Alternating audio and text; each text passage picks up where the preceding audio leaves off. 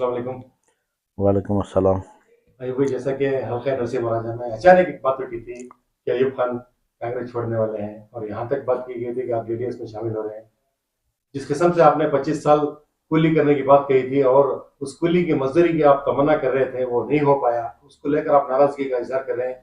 कुछ ना कुछ तब्दीली आने वाली है एनआर में, आपकी तरफ से एक बड़ा स्टैंड होने वाला है, बल्कि लोग यहाँ पे आके जमा हो गए थे।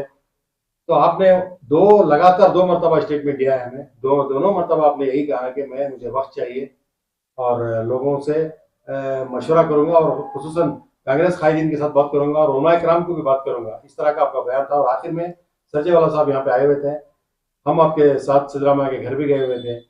वहाँ क्या हुआ, वहां से हम बात करना चाह रहे हैं आपको। आपने कहा था कि बेंगलोर जाकर आकर आपसे बात करेंगे, तो आप बताइए सर। कांग्रेस पार्टी के अंदर एनआर क्षेत्र से मैं भी एक उम्मीदवार बनकर टिकट के लिए भागदौड़ कर रहा था। कांग्रेस पार्टी ने जब तनवीर सेठ का नाम अनाउंस किया एनआर कॉन्स्टिट्यूंसी के लिए, तब मेरे चाहने वाले और बहुत सारे पार्टी वर्कर सब मिलकर आकर घर के पास तकरीबन एक 4-5 दिन कंटिन्यूसली मेरे को इलेक्शन में हिस्सा लेने के लिए, इलेक्शन में खड़ने के लिए मांग की थी, दबाव भी डाला था। उस वक्त मैं यही बात कही थी कि मैं उलमाए दीन से, मेरे कारपोरेटर भाई से और मेरे कांग्रेस के बहुत सारे क़ायदीन हैं, उन सब के साथ एक राय मशवरा कर कर मैं एक डिसीजन लूँगा। मेरे को 2 या 3 दिन टाइम चाहिए। उसके बीच बहुत सारी पार्टियों ने मेरे को बुलाया, ऑफ़र भी दिया था पार्टी में जमने के लिए सभी। तो आप जानते हैं कि हाल ही में ही सिद्धरामैया जी सुरजेवाला साहब ने ज़मीर साहब को घर पर भेजकर सिद्धरामैया जी के घर को बुला लिया था। बुला लेकर वहाँ पर बातचीत हुई थी। बातचीत होने के बाद ये तय पाया कि आज इस बार का 2023 का जो इलेक्शन है, कर्नाटक के अंदर विधानसभा का इलेक्शन है, सिर्फ कर्नाटक के लिए नहीं है कि आने वाले साल 2024 में जो पार्लियामेंट का इलेक्शन है उस पर असरात बहुत सारे डाल सकता है। अगर हम 2024 में मोदी को हटाना है तो कर्नाटक में कांग्रेस आना बहुत ज़रूरी है। तो इसको सोचते हुए यहाँ पर एक एक सीट भी बहुत इम्पोर्टेंट है। तो मैं यही नतीजे पर पहुँचा कि अगर मैं इस कॉन्स्टिट्यूंसी से खड़कर दूसरी पार्टी से अगर मैं खड़ा तो वोट तकसीम हो जाएंगे, तो कहीं ना कहीं इसका फ़ायदा बीजेपी को मिल सकता है। ये सोचते हुए मैंने डिसाइड किया कि नहीं नहीं, कांग्रेस में ही रहना है और कांग्रेस के कैंडिडेट को ही जिताना है। क्योंकि आप हालात देख रहे हैं, बीजेपी की हुकूमत में पिछले 1 साल से हम किसी न किसी तरीके का शिकार अकलियतों बनते आए हुए हैं। कहीं खाने के ऊपर पाबंदी, कहीं हिजाब और कपड़े के ऊपर पाबंदी, कहीं व्यापार के ऊपर पाबंदी, ऐसा हर तरीके से ये रोक लगाते हुए आए हैं। ये तनाव का माहौल बना चुके हैं। तो हाल ही में ही पिछली लास्ट कैबिनेट में जब ये उतरने वाले हैं, तभी मुसलमानों के ऊपर और एक मुसीबत खड़ा कर कर उतरे हुए हैं। 2B के अंदर जो 4%, जो 4% हमारा रिजर्वेशन था मुसलमानों को, उसको खारिज कर कर फिर एक बार मुसलमानों को मुसीबत में डाल चुके हैं।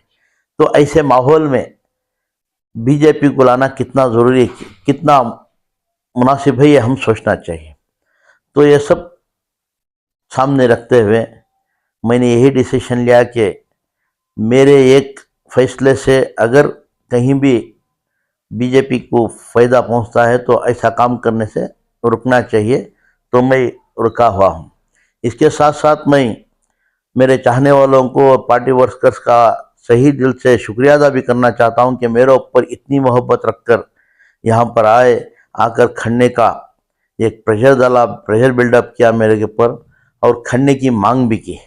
तो उनकी ख्वाहिश थी मैं यहाँ से खड़कर इस हल्के से MLA बनूँ, लेकिन मौजूदा हालात देखते हुए मेरी एक ख्वाहिश नहीं देखना है, मैं सारे कौम व मिल्लत की ख्वाहिश देखना है। अगर यहाँ पर कुछ भी 19-20 होकर कुछ भी फर्क पड़ गया तो इसका भुगतान मैं नहीं सारी कौम उठाना पड़ता है।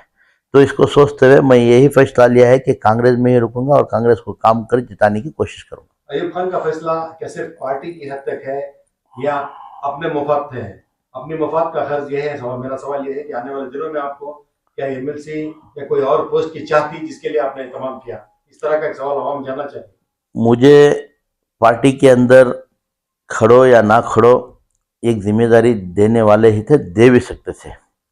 जब सिद्धरामैया जी और सुरजेवाला से बात हुई तो वो खुद कहे थे कि पार्टी के अंदर जो तुम्हें ताकत देना है वो हम ज़रूर देंगे, चाहे पार्टी हुकूमत में आए या ना आए। तो ये बात है, ऐसा नहीं कि एमएलसी के लिए या किसी और पावर्स के लिए मैंने किया है। तो मेरी बात यही है कि यहाँ पर जो इलेक्शन चल रहा है अकलती वर्सेस बीजेपी, उनके ऊपर चल रहा है। अगर यहाँ पर सारा हिंदुस्तान निगाहें लगाए बैठा हुआ है कर्नाटक के ऊपर, ये इलेक्शन क्या होगा? अगर ये इलेक्शन में अच्छी तादाद में अगर कांग्रेस आ गई तो मैं समझता हूँ कि सारे हिंदुस्तान में इसका असरात पड़ेंगे। तो यही सोचते हुए सिर्फ यही इलेक्शन नहीं है, 2024 का भी इलेक्शन हम पार्लियामेंट का इलेक्शन सामने रखते हुए हम डिसीजंस लेना है। आप एक सीनियर कांग्रेस लीडर होने के नाते आने वाले दिनों में जो इंतखाबात हैं उसमें कांग्रेस क्या पूरी बहुमत के साथ रियासत कर्नाटक में अपनी सरकार बना पाएगी? इंशाअल्लाह अब जो आप देख रहे हैं सारे कर्नाटक में कांग्रेस की लहर फैली हुई है।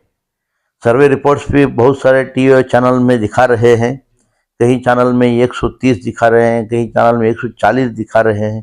तो मोर देन मेजॉरिटी दिखाते हुए जा रहे हैं। तो अवाम भी बेजार हो चुकी है। यहाँ पर 40% कमीशन, गलाटा, सुकून नहीं है इस रियासत के अंदर।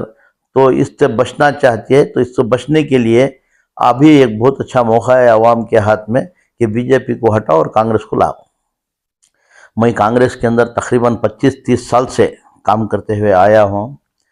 ये पहली बार नहीं है कि जनता दल वालों ने मुझे बुलाया है, इसलिए पिछले बार भी 1-2 बार बुलाया हुआ था, टिकट देने का ऑफर भी किया था, लगभग टिकट भी दे चुके थे। तो मैं उसको इनकार करते हुए कांग्रेस में ही रुका था। तो ज़मीर भाई का भी यही कहना था कि आपकी मेरी छोटी सी गलती, ये गलती कांग्रेस की एक सीट यहाँ पर फ़र्क कर सकती है। तो एक सीट भी बहुत इंपॉर्टेंट है कर्नाटक के अंदर हुकूमत बनाने के लिए। तो यही उनकी गुजारिश थी कि ये जो मैं सोच रहा हूँ उस सोच को बदलकर कांग्रेस में ही रुककर कांग्रेस को काम करें। सर एक अहम सवाल है, आप जब टिकट की उम्मीद कर रहे थे तब हमने आपसे बात की थी, तो आपने कहा था कि इस हल्के में तनवीर सेठ का काम करने का स्टाइल अलग है, मेरा काम करने का स्टाइल अलग है, अगर मुझे मौका मिलेगा तो मैं कुछ और तब्दीली लाऊंगा। तो वो हो नहीं सका। तो तनवीर सेठ के साथ मिलकर आपके जो भी डिमांड्स हैं या कुछ करना चाहें तो आप मिलकर, क्योंकि आप सीट खोना नहीं चाहते, तो तनवीर सेठ के साथ मिलकर क्या उनको ताकत देंगे आप? इंशाल्लाह आने वाले दिनों में तनवीर सेठ साहब के साथ बैठकर बातचीत करेंगे और हल्के की तरक्की किस तरीके से होना चाहिए, कैसा होना चाहिए, और हम और पूरे कारपोरेट्स बैठकर उनके राय मशवरा कर उनकी कामयाबी होने के बाद उस पर काम करने का एक प्लान बनाएंगे। सर जो अलबदर सर्कल है वो हमने उम्मीद की थी कि रमज़ान की ईद उल फितर के दिन जो है उसको उसका जो भी रौनक है वो देखने को आएगी। अवाम जो है बड़ी इंतजार में है, वो कब इफ्तिताह होगा? नहीं, अलबदर सर्कल का जो रास्ता है साइड में 2 रास्ते खोल चुके हैं, पब्लिक को आने जाने के लिए छोड़ दिए हैं। इलेक्शन कोड ऑफ कंडक्ट रहने की वजह से हम उसको इनाग्रेट नहीं कर सकते। तो मॉन्यूमेंट भी उसका रेडी है, लाकर फिक्स करना है, काम भी लगभग 99% हो चुका है। तो उसको पाक साफ कर उसको इनाग्रेशन करना है। इंशाल्लाह हम ऑफिसर सब बात कर रहे हैं, इलेक्शन होते ही, इलेक्शन होने के दूसरे दिन ही उसका इनाग्रेशन करेंगे। देखेंगे इंशाल्लाह कितना फास्ट हो सकता है, लेकिन काम तो हो चुका है पूरा, लगभग 1-2 रास्ते तो खोल चुके हैं।